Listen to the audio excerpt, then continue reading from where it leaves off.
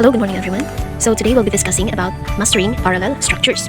So have you ever read a sentence that just felt awkward or unclear? Often the problem lies in a lack of parallel structures. So today we'll learn how to spot and fix these issues, making your writing more polished and professional. So to start our discussion, let's read first our objectives. So first, students will be able to define parallel structure and identify its purpose in writing. And then students will be able to identify correctly and incorrectly structured parallel sentences. Students will be able to explain the importance of maintaining parallel structure in list and series. And lastly, students will be able to identify common grammatical structures that should be parallel, like verbs, nouns, adjectives, or prepositional phrases.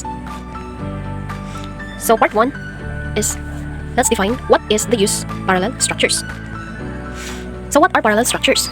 So in here, parallel structures are when you use the same grammatical structure to express two or more related ideas. So this means parallel structure are like twins in a sentence. They use grammatical pattern to express two or more related ideas, making the writing clear, concise, and easy to understand.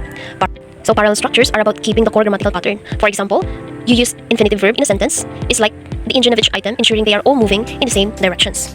So it makes your writing clearer, smoother, and more impactful. Think of it like a balanced scale. Both sides should be equal. Next is how to spot parallel structures.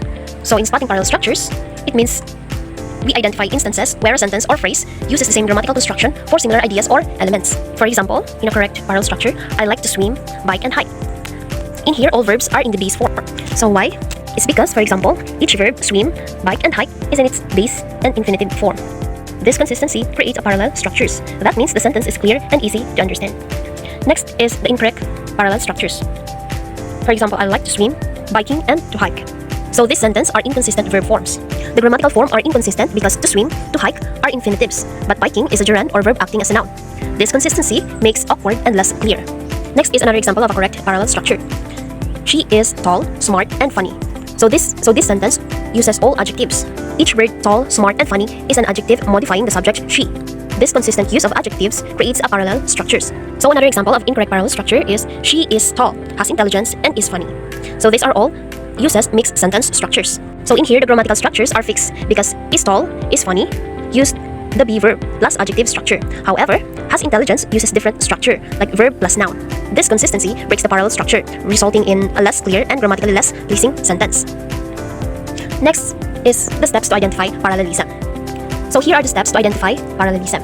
First, we will identify the elements being compared or contrasted. We will look for words, phrases, or clauses that are meant to be balanced. Next is we will determine the grammatical structure of each element. What part of speech are they? Like, for example, nouns, verbs, adjectives, etc., etc. Are they phrases and clauses? Next, we will compare the grammatical structure. Do the elements have the same grammatical structure? For example, are they all noun phrases, verb phrases, or adjective clauses? So we will have comparison. And lastly, we will look for consistency in a word order. Is the word order the same in each element?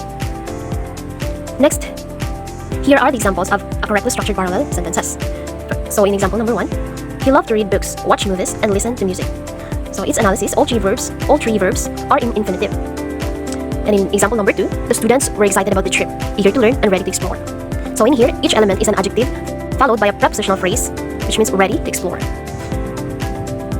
So we also have an examples of incorrectly structured parallel sentences. For example number 1, she enjoyed reading books, watching movies, and to listen to music. So the first two verbs are in the ing form, but the third is an infinitive because it uses to plus verb. And for the second example is the house was old, it needed repairs, and the paint was peeling.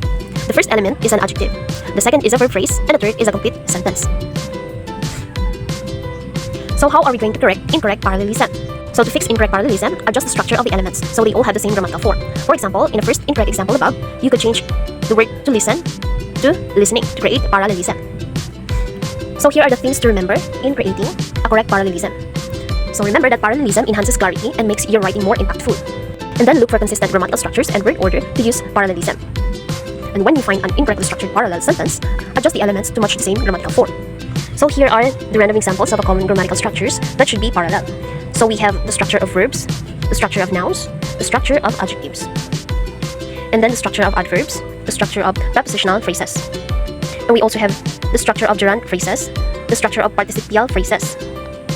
And another one is the structure of clauses. So in this lesson, remember that parallelism is about creating a balance and rhythmic flow in your writing. Keep these structures in mind to ensure that your sentences are clear, concise, and impactful.